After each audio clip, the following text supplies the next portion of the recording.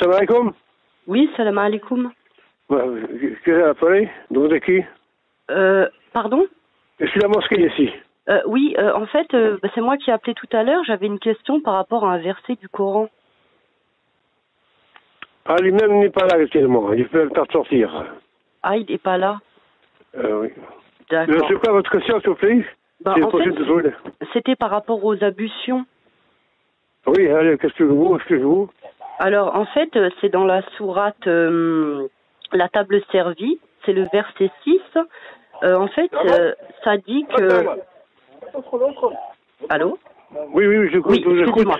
Alors, ça dit que lorsque vous vous levez pour la salate, lavez vos visages et vos mains jusqu'aux coudes, passez les mains mouillées sur vos têtes et lavez-vous les pieds jusqu'aux chevilles.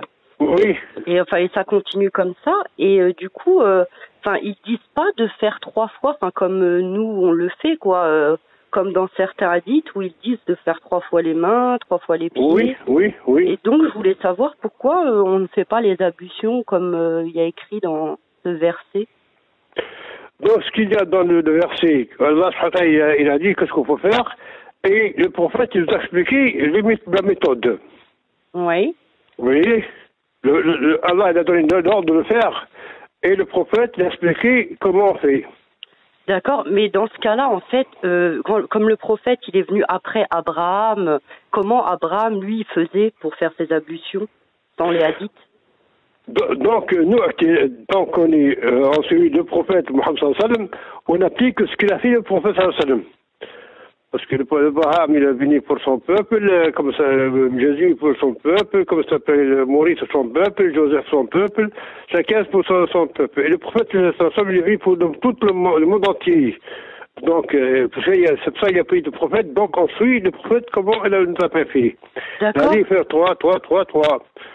D'accord, très bien. Mais par contre, dans le Coran, il est bien dit de suivre aussi Abraham, que c'était l'ami intime de Dieu, et que Abraham était musulman, qu'il n'était pas juif. Non, exactement. Non, Abraham n'est pas juif, ni chrétien, ni juif, il est musulman. Donc, à partir d'Abraham, tout le monde sont musulmans. Oui. Voilà. Donc ta religion, une seule religion, il n'y a pas 36, il n'y a pas 3 ou 6. Non, c'est la continuation. Oui. Simplement, c'est la continuation de la religion. Après, la fin, c'est le prophète, Allah a dit, aujourd'hui, j'ai terminé la religion. Donc, il a terminé par le dernier prophète, Mohammed sallallahu alayhi wa sallam. Oui. Voilà. Donc, c'est une construction, si vous voulez. D'accord. Voilà, c'est une construction de la religion. Mais... Alors, Allah, il donne par étapes. Mais par contre, le petit problème, moi, que je me posais, c'est que du coup, en fait, par rapport au hadith, on sait que ça a été, retranscrit par l'imam Bukhari, mais le problème, c'est qu'il est venu 200 ans après la dite mort du prophète. Donc, et puis le Coran ne parle pas des hadiths. Donc, est-ce que l'imam Bukhari, c'est vraiment... non, Allah, il a dit, donc, suivez le prophète.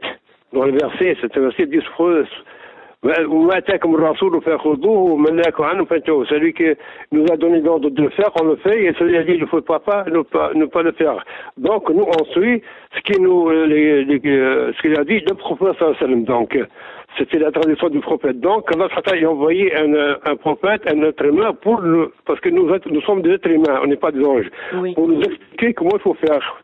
Des choses c'était simple, il ne faut pas trop te dire pourquoi ceci, pourquoi ça, après ça fait complication, et on tombe dans le pied de Shaitan. Allah, il a donné les ordres, donc le prophète, il nous a expliqué comment on fait.